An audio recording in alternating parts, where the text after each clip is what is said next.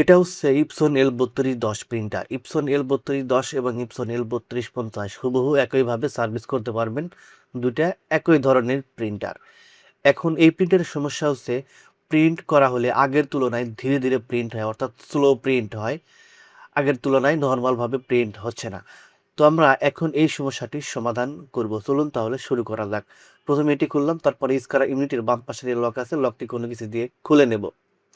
তারপর স্ক্যানার ইউনিটটি কোনো কিছু দিয়ে এখানে এভাবে ঠেকিয়ে রাখবেন যাতে পড়ে না যায়। এরপরে এই বাম পাশে যে গিয়ারটি ঘোরাবেন, তারপরে হেডের যে ইউনিটটি আছে এটি টান দিয়ে মাঝখানে রাখবেন। এটা আমি মাঝখানে রেখে দিলাম। এখন আপনি কোনো কিছু দিয়ে এখানে ঠেকিয়ে না রেখে সবচেয়ে ভালো হয় আপনি যদি স্ক্যানার ইউনিটটি কাউকে হাত দিয়ে উঁচু করে ধরে রাখতে পারেন, ধরে রাখতে বলবেন যতক্ষণ না কাজটি শেষ হবে। কারণ স্ক্যানার ইউনিটটি এভাবে ঠেকিয়ে রাখলে কোনো কারণে লুজ হয়ে যেতে পারে বা খুলে যেতে পারে।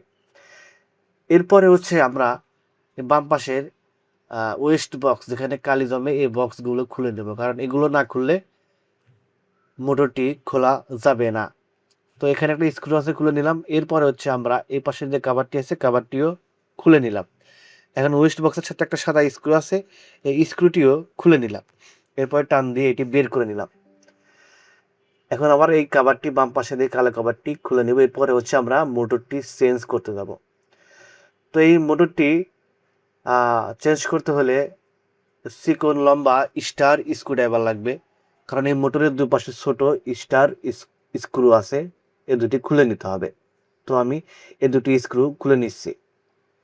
তো এখন এই যে টাইমিং বেল্ট আছে এই টাইমিং বেল্টটি আমি এখান থেকে সরিয়ে নিচ্ছি এবং এমনকি আর একটি হাত দিয়ে মোটরটি পাশ থেকে বের করার চেষ্টা করতেছি। মোটরটি বের হয়ে গেল। এখন এটার সাথে আবার একটা প্লাস্টিক সাপোর্ট আছে সাদা, এই সাইডে এটা এটা আমরা খুলে নিতে হবে যদি মোটরটি চেঞ্জ করতে চাই। তো এখন আবার এখানে একটা সাদা একটা সেন্সরের মতো আছে, এই যে এই জিনিসটা আমরা খুলে নিলাম, এটাও একটা সেন্সর। তো এখন আমরা এই যে মোটরের সাথে সাপোর্ট একটা সাদা প্লাস্টিক আছে, এটার সাথে একটা স্টিল স্ক্রু আছে, সেই স্টিল স্ক্রুটি খুলে নেব। এরপরে হচ্ছে আমরা কেবল মোটরের কেবল মাদারবোর্ড থেকে খুলতে পারবো। এখান থেকে মাদারবোর্ডের কেবলটি খুলে নিলাম। এখন তারপরে এই কেবলটি মাদারবোর্ডের ঠিক উপর পাশে এই যে এখানে এই যে এটাতে লাগছে, টান দিয়ে আমি বের করে নিলাম। এই যদি আমি প্রিন্টারটি পুরোপুরি খুলতাম তাহলে কিন্তু আপনি স্পষ্ট দেখতে পারতেন, কিন্তু তাহলে আবার আমার ভিডিও বড় হয়ে যাবে, এমনকি আমার কাজ বেড়ে যাবে। সেজন্য আমি শর্টকাটে দেখানোর চেষ্টা করতেছি, আশা করি আপনি ভিডিওতে স্পষ্ট বুঝতে পারবেন। এরপর আমি হাতে আরেকটি মোটর নিলাম, ভালো মোটর।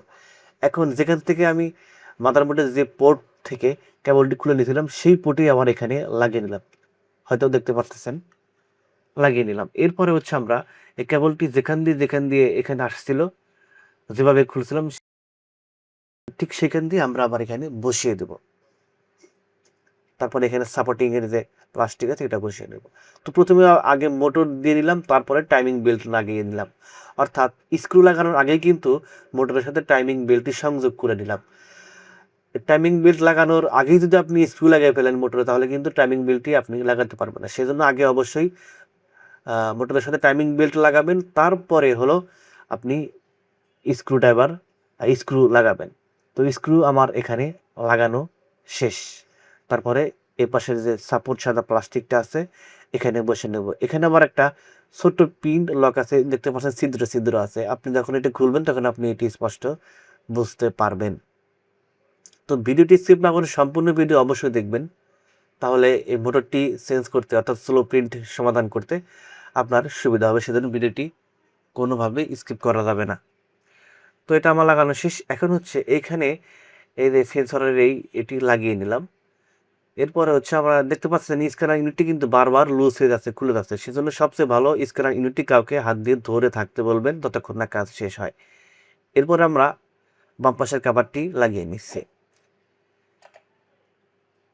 বাম পাশের কাভারটি লাগানোর পরে আমরা মেইনটেনেন্স বক্সটি লাগিয়ে নিচ্ছি। তো এই ভিডিওর মাধ্যমে আপনি যদি মোটর চেঞ্জ করতে পারেন অর্থাৎ স্লো প্রিন্ট সমস্যার সমাধান করতে পারেন, তাহলে অবশ্যই চ্যানেলটি সাবস্ক্রাইব করে দিয়ে বেল আইকনটি অন করে দেবেন।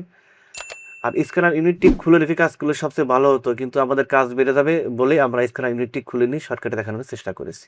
ধন্যবাদ।